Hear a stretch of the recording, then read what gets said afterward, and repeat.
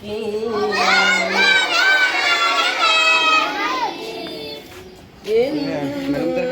لمن المرسلين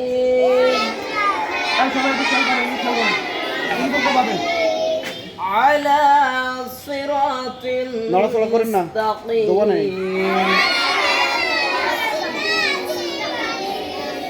تنزيل العزيز الرحيم করুণাময় অসীম দয়ালু আল্লাহর নামে শুরু করতেছি। আমি শপথ করতেছি যে জীবন চলার পথে আল্লাহ তাআলা ও তার রাসূলের